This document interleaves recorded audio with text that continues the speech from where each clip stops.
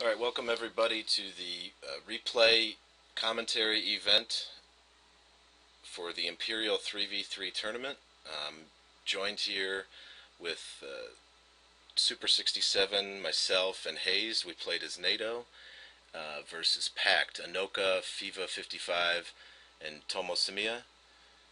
And we're going to have Hayes from NATO and someone from Pact just do an introduction here about what our overall strategies were.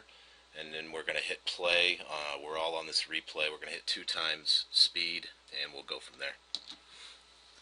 Just as I'm hazed, by the way, and just as our NATO strategy, we were trying to play a little defensively. We set up Super 67 on our right flank, me in the center, and Russo on the left, and just tried to play a bit of a defensive game to see what the other side was going to do. All right, yeah, and okay here. We actually tried to do exactly the opposite thing. We really wanted to play different, maybe a little bit homage to the upcoming Conquest mode or something like that. We wanted to play very aggressively with 2 players attacking on the left flank, which was FIFA 55 and me. I made a special deck. We both made a special deck for that. I used a overall packed deck with a lot of cheap T-72s. It was a armored deck, so a lot of XP for cheap T-72s and all that stuff. And Tomosimiya on the right flank, he just wanted to play defensively, and Okay, that's pretty much. Yeah, so all of us here, I'll do the countdown and we can hit click and we just have a conversation throughout the battle. So we're all on 2 times speed, and 3, 2, 1, click. Yeah, on our left flank, this is Russo, against Tomosimiya, I plan to do the exact same thing, just play very defensively. And so that we saw no action on our left flank, your right flank, throughout the whole game pretty much. Yeah. Well, for us it was really interesting because actually we expected you to play rather aggressive, and we didn't see anything at Bravo on the left flank, so we've been worried that you'd do the same thing over the opposite flank, but, well, when we didn't see anything there, we were pretty confident that our plan will work, since, yeah, no contact so far is a pretty sure block for Anna.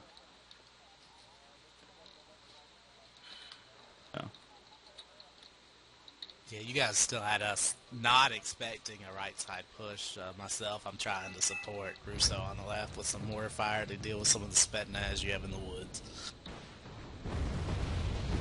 I'm curious if you can see it so far, actually.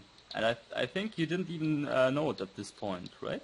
We yeah, do not have at a this clue. point, on the right, I knew that, well, I was actually worried at the start of the game that an attack would come this way, and kind of a failure on my part is I didn't get any real recon that way. And so the only thing I really saw was that UAZ. Yeah. Because of the terrain, I couldn't see over that hill at all. Right. Yeah, that's actually interesting to know that you can see up that terrain if you are on that off island. You play from the alpha spawn. Yeah, it's lower here on the NATO side. It's a bit lower, so... well, next time you'll see it better, I guess. However, I figured, because I played with pros before, that usually when someone takes the second objective on our right, your left, that the plan is going to be aggressive. Because usually if someone's going to play defense, they're going to get the Charlie or whatever it is for you guys first. Yeah, I got Charlie first, but since I didn't saw anything of you, well, it's just way more useful to have the spawn if you get it, if it's closer to the enemy lines. Right, exactly. We started our attack now. Yeah. Oh, yeah. The basic plan of the attack was, of course, smoke the shit out of the area and then go in with all your... Yeah, as you see, I foolishly threw away. Yeah, Hayes just threw in 3 Harriers. I was frightened. You guys scared me with the attack. I didn't know what to do, and that was my worst possible response, but it was certainly my response. Yeah. And you immediately neutralized that spawn there. Yeah, that's very important if you're gonna go for something like that. We did it actually a little bit too late since you've been able to spawn in all that ATGM stuff. But it's very Either way, important to do that. you had us very worried here at the start. Very, very worried. Yeah, I actually started shifting ATGMs from out of the middle that I had brought in to support the middle that I will actually slip into the city there near the VAP to help kind of hold off a push. Yeah, I see it. I was wondering where you guys got all those ATGMs in the building because we blocked that spawn, but now I see. Yeah. Totally. And then you'll see me here. I think a lot of people really underestimate these LARs, these MLRS, the cheaper stuff. And I feel like I used them to pretty good effect because they don't really kill anything, but they'll stun. Yeah, that your tank, the heavy tanks were stunned, which allowed my toes to get in there and not get killed by them, and actually take out a T-80U. Yeah, right. Well, if you face such kind of a heavy attack with that much units, the stun effect is definitely well, worth to mention. Oh, that was a T-72 Command Armor that you brought up there. Which is why we couldn't shell it out, because we did make a lot of attempts to try to shell it out, and we had no success with that. Yeah. Well, I think if you go for that tank city, which you call in very fast after your first wave, it's very important to have success there. Yeah, you don't want to have an unarmored jeep for a task like this, otherwise a random shell will kill it and destroy your plan. Yeah.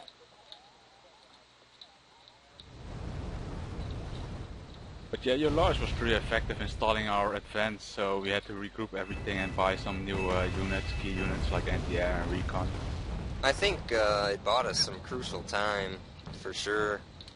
Every time that Lars would come down, you know, unless you wanted to attack with panicked and stunned units, it's going to hold you up. Yeah. Well, and another interesting thing if you do that is, well, it comes later. The thing is, you can't move your command armor. If you do it, you know that we are able to call in units right next to your ATGM units.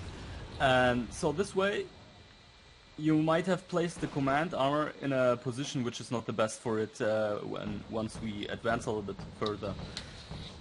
That's very funny because I assumed the CB to be there, I didn't see it really, and then I just called in a bomber.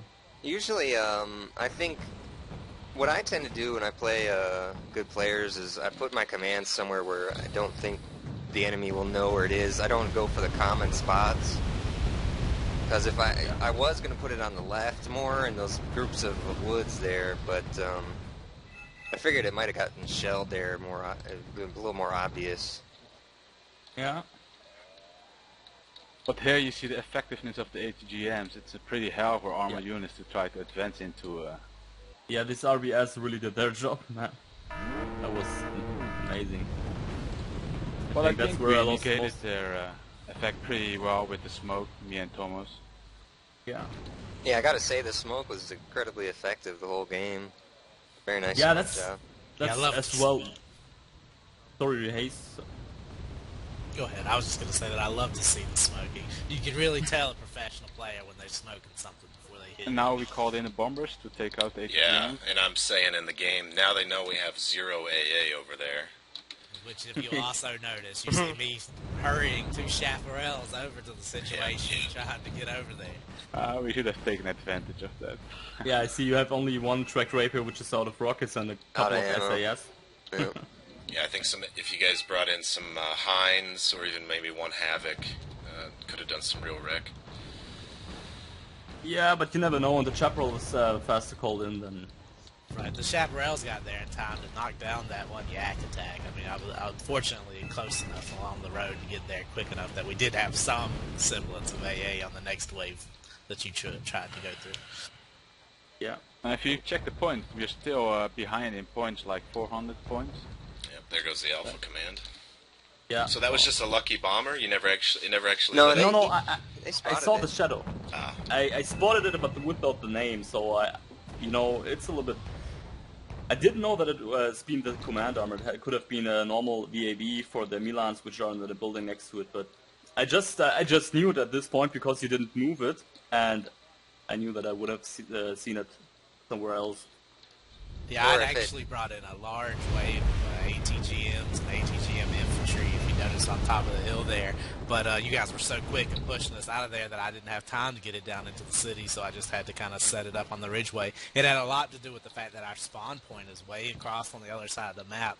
So for us to reinforce, we have to cross a huge area of the map, and that's a severe advantage for you guys, especially being able to spawn in right there now. Yeah, totally. And at this point, we're basically doing a fighting retreat. We're just trying to minimize casualties as best we can, and just hope it goes our way.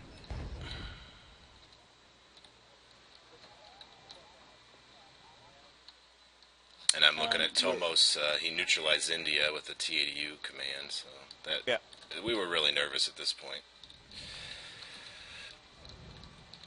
I don't know, I thought it was a good idea, but it was just 1 point zone and spawning zone, so I had no other ideas because my role was just to defend. And you got bored, of course, yeah. Yeah. And To be honest, I thought you had much more defenses there because I had a lot of points, so I probably could have pushed in over India, but yeah, that would have broken our backs right now. Any sort of push on another flank. And at one point we thought you were going to come down from Delta, of course, because by this time we can see your T-80As in Delta. Yeah, I had good recon on Delta, and I tried to slip a Seahawk up there, but I think as soon as I got it up there, you spotted the Seahawk and pulled the T-80As right back. But yeah, if you noticed, I actually marked a little while ago that there was an attack coming that way, because I thought for sure we were about to get pinched right there. yeah, the recon have been a problem for the whole game. I like how you got that Spetsnaz there. Oh, I just saw him get killed, but you had a Spetsnaz all the way behind our lines on Hotel. That was cool. Yeah, they've been really unlucky to meet Leo too. Wow, I'm just looking at this mass of units on Alpha. I mean, geez, I know you guys had a lot, but man, there's quite a bit of stuff over there. Yeah. Here comes the next smoke and attack up the hill. Another excellent strategy. Another good smoke. Yeah, you really need to smoke if you want to attack. I mean, as you can see in this match, in the end, the attack doesn't really pay out still. But if you wanna attack, then you have to smoke a lot and use some cheap kind of meat shield tanks. Well, I choose the T-72s because the armor and the speed is just so awesome of them. Oh yeah, I love them. I use them too. Yeah, I also do. There's cheap 272s as they bumped the price down on them. Stellar. Yeah, Here it this is last again. was actually very good, yeah. Stunning. But this been how many Lars? 2 or 3? Well, I had one to start, and then I brought the other two. Yeah, so 3 Lars. Yeah, the 3 Lars really did the job. I honestly, I don't want to sound cocky or anything, but I think that might have been a game-winning piece of equipment for us. Yeah, you might be right. Well, I I think see it so again too. here. Everything is stunned. Yeah, and it stays panicked for over a minute. So a minute is huge when you're aggressively attacking. It negates the smoke, I would say. Yeah. Well, as you can see, we start to get in the lead. We finally managed to be a little bit more economical by attacking.